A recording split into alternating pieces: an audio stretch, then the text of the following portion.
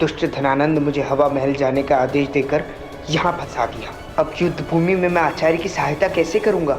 मुझे शीघ्र ही इस समस्या का हल निकालना होगा, अन्यथा पता नहीं इस महल में और क्या क्या बाधाएं आएंगी मेरे मार्ग में। जानती हो माँ, वर्षों बाद मगध की सेना फिर सज हो रही है युद्ध के लिए, और इस कठिन घड़ी में भी सम्राट के साथ साथ हम सभी को आपकी कमी अनुभव हो रही है। आशा है कि आपको दी जाने वाली विशेष यूनानी औषधि से आपको लाभ मिलेगा और आप शीघ्र ठीक हो जाएंगे।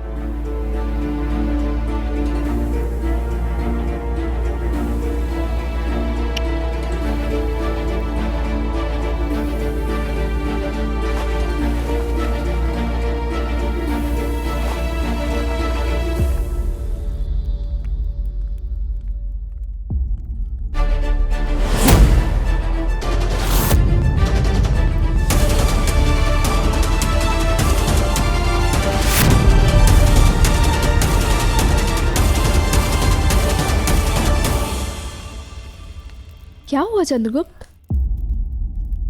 तुम इतने चिंतित क्यों प्रतीत हो रहे हो? युद्ध के समाप्त होने तक राजकुमारी की सुरक्षा का दायित्व मिला है। सम्राट चाहते हैं कि मैं उन्हें हवा महल तक ले जाऊं। सच? ये तो बड़ा ही शुभ समाचार है। ये सुनकर तो राजकुमारी प्रसन्न हो गई होंगी।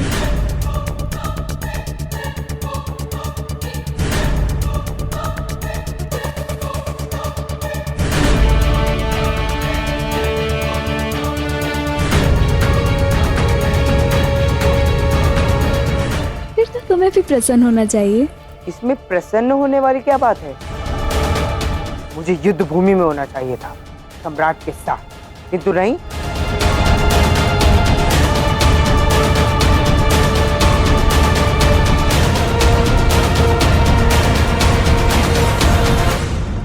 मेरा कार्य तो केवल उस कोमल सी राजकुमारी की सुरक्षा है, बस। पता है दास, तुम ना सभी क्षेत्रों में बड़े चतुर, दक्ष और कुशल हो, किंतु राजकुमारी के संदर्भ में ना तुम बड़े ही मूर्ख हो। तुम उन्हें समझ ही नहीं पाए। राजकुमारी को समझने जैसा क्या है? वो एक अहंकारी और धन के मचूर राजकुमारी, बस। जिसका स्वप्न है एक बड़े से राज्य के धनवान राजकुमार से विवाह, उसके अतिरिक्त और कुछ भी नहीं। धनानंद के अंत के पश्चात समस्त अखंड भारत का केवल एक शासक, एक सम्राट होगा, पीपली वन का राजकुमार चंद्रगुप्त मौर्य। संदेह तुम पर हमेशा से था, तुम पर और उस चंडालिनी मूरा पर, किंतु अब तुम्हारे झूठ की आयु पूर्ण हुई। मैं चाहती हूं कि तुम्हें अपनी मृत्यु से पूर्व ऐसी यातनाएं मिले कि उसके आगे तुम्हें अपनी मृत्यु सरल लगे। तो आइए राजकुमार जी।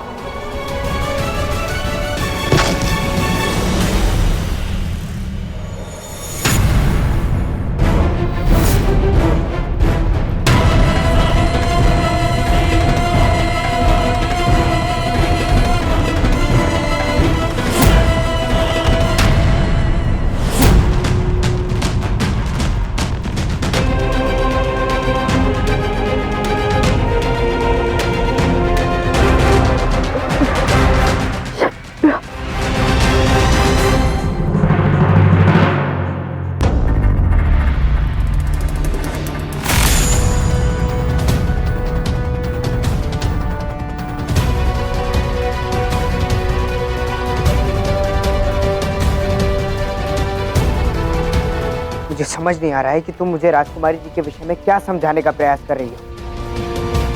और वैसे भी मेरे पास अब इस सब के लिए समय भी नहीं।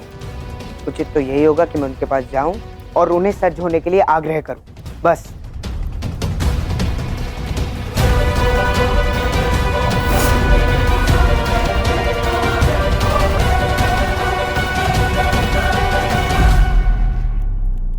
सच में बड़े ही मूर्ख हो तुम।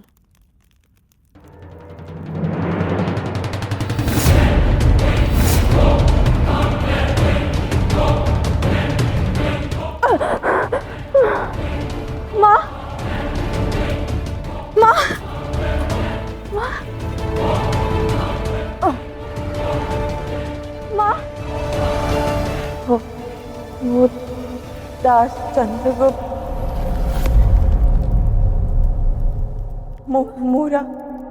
मूरा का पुत्र पिपलीवन का राजकुमार।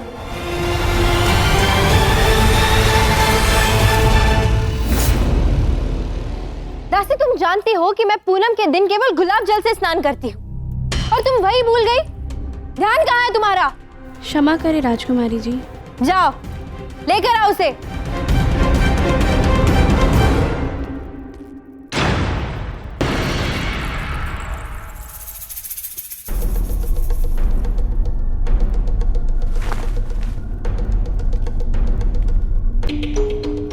सामान देखकर तो प्रतीत होता है कि आप कुछ दिनों के लिए नहीं बल्कि सदा के लिए हवा महल जा रही है राजकुमारी जी।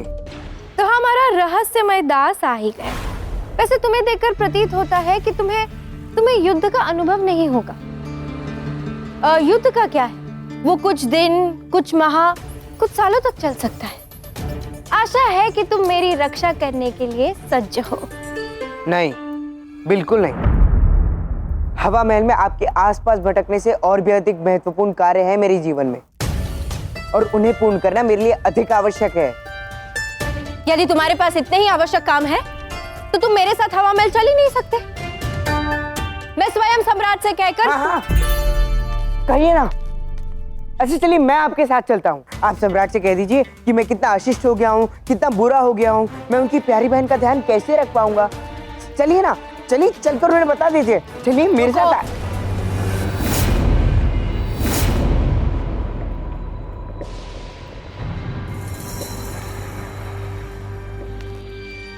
नहीं,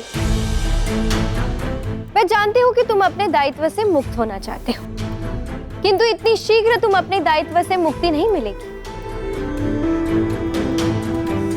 युद्ध समाप्त होने तक तुम्हें मेरी रक्षा करनी होगी, और रक्षा ही नहीं, मेरा मनोरंजन भी करना होगा।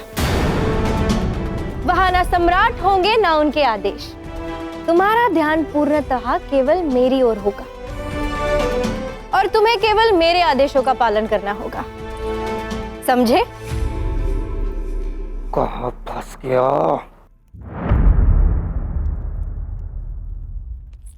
क्या कहा तुमने? हाँ? नहीं, कुछ भी तो नहीं राजकुमारी जी। मैं तो बस अपने नए दायित्व के विषय में सोच रहा था। अच्छा है, मैं भी यही सोच रही थी।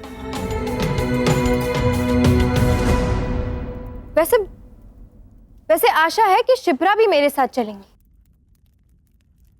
कहाँ है वो?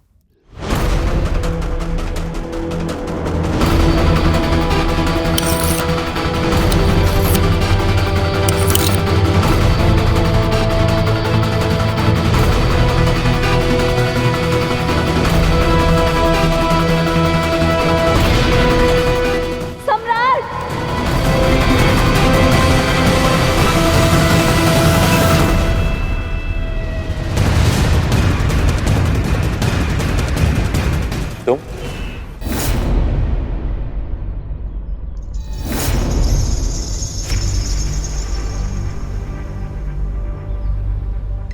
किंतु मुझे तो किसी स्त्री की पुकार सुनाई दी।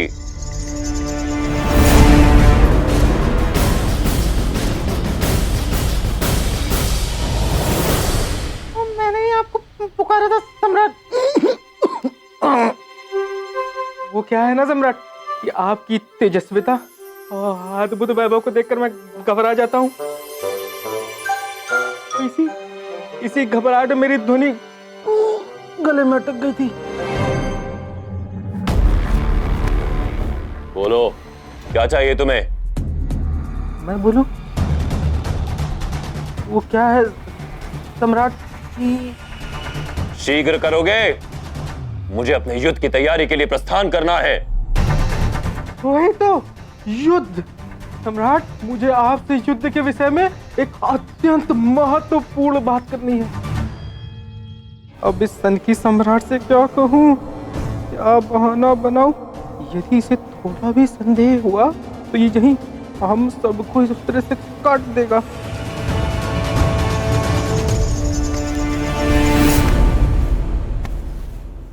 ये शिप्रा कहाँ रह गई?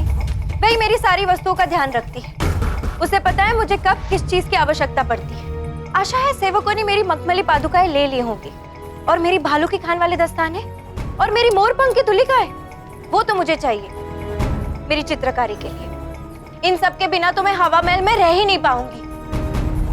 वहां मेरी सेना मेरी राह देख रही है, और यहाँ ये मद में चूर राजकुमारी अपनी तुच्छ वस्तुओं के पीछे मेरा समय व्यर्थ कर रही है। एक ओर भारत का भविष्य है और दूसरी ओर इसकी मखमल की पादुकाएं। दास, क्या तुमने सुना भी मैंने क्या कहा? मैंने पूछा शिप्रा कहाँ है? उसे अब तक यहाँ आ जाना चाहिए। कहाँ है वो? राजकुमारी जी, शिप्रा आपकी पूछ है। वो आपके बिना अधिक समय तक नहीं रह सकती। वो जहाँ कहीं भी होगी बस आती ही होगी। अब चलें।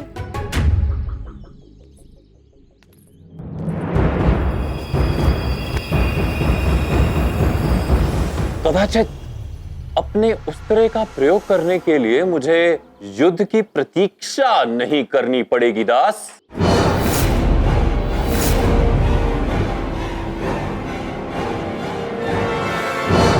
क्षमा करें सम्राट, मुझे ज्ञात है कि आपका समय अत्यंत मूल्यवान है, वो भी अब जब मगध युद्ध के लिए सज्ज हो रहा है। मुझे आपसे एक छोटी सी विनती करनी है। सभी शूरवीर तो युद्ध के लिए चले जाएंगे, और ऐसे में आप सबकी अनुपस्थिति में महल खाली हो जाएगा, और मुझे विश्वास है कि आप मुझे युद्ध में अपने साथ लेकर तो जाएंगे नहीं। तो यदि आप उचित समझे तो मैं राजकुमारी के साथ हवा महल चला जाऊं। वहां मैं उनको स्वादिष्ट भोजन बनाकर प्रसन्न रखूंगा। ठीक है, जाओ तुम हवा महल।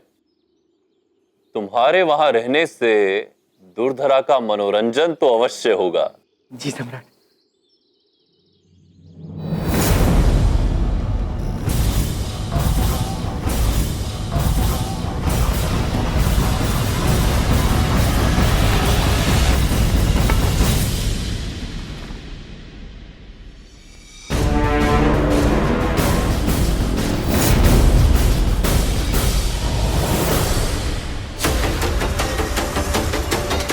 धन्यवाद सम्राट, धन्यवाद। आप बड़े दयालु हैं, बड़े कृपालु हैं। मैं आपको विश्वास दिलाता हूँ कि मैं राजकुमारी जी की सेवा में कोई कसर नहीं छोड़ूंगा सम्राट। बस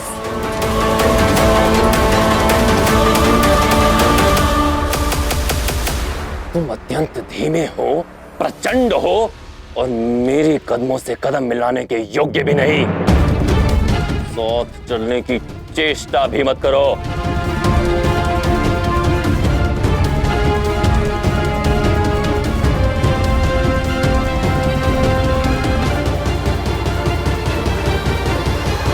बच गए।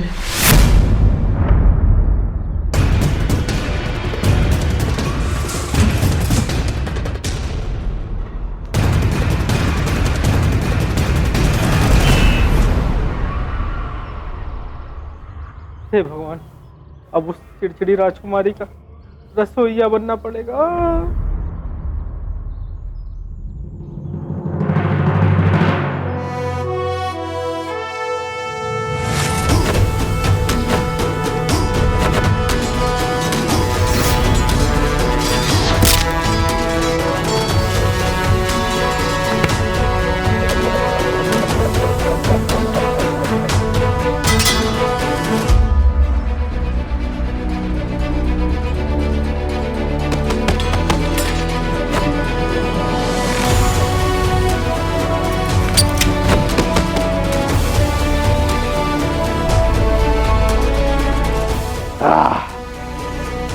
शाबाश,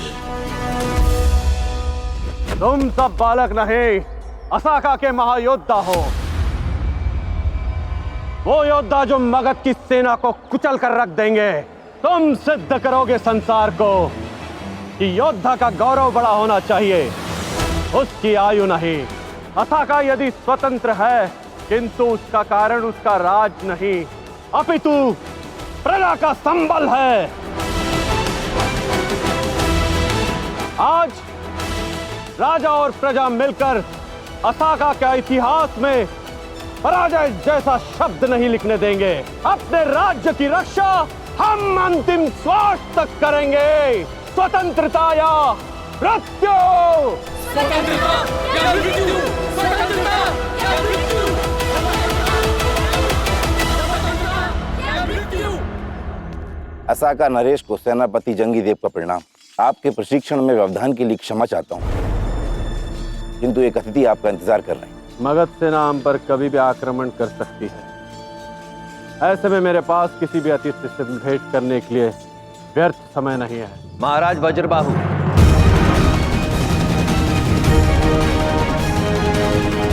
आचार्य चाणक्य, आप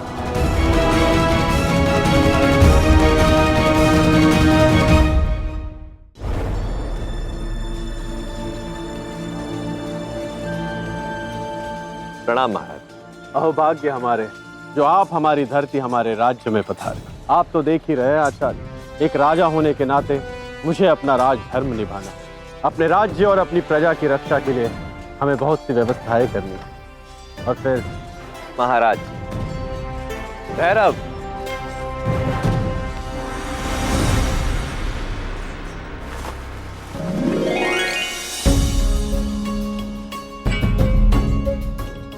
एक ब्राह्मण की ओर से तुच्छ भेंट।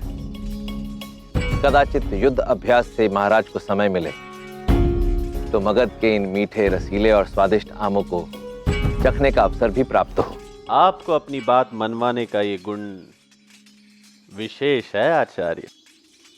किसी अन्य की दुर्बलता का ज्ञान होना व्यक्ति का सबसे बड़ा बल होता है।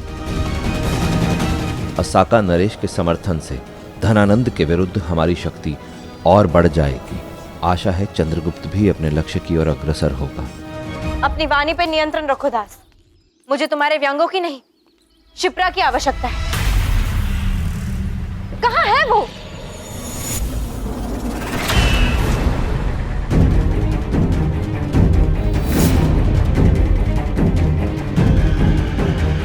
ये स्थूल और इंद्र ने शिप्रा को बंदी क्यों बना लिया?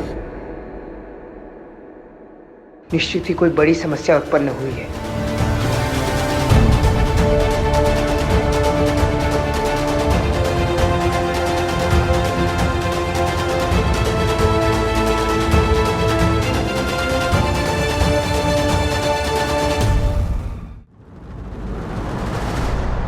जीवन में सफलता पाने के लिए कठोर परिश्रम के साथ साथ छोटे छोटे सहयोग भी अत्यंत महत्वपूर्ण बन जाते हैं।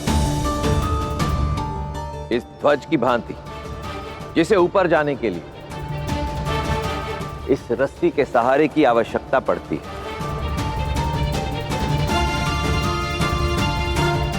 पवन के वेग में टिके रहने का बल मिलता है। इसी प्रकार जीवन में यदि सफलता की ऊंचाई तक पहुंचना है तो यह सुनिश्चित करें कि आपके साथ ऐसे लोग जुड़े जिन्हें आपकी सफलता से ईर्ष्या ना हो अपितु आनंद मिले। तभी पहुंचेंगे आप सफलता के शिखर पर। नीतियां मेरी, नियति आपकी।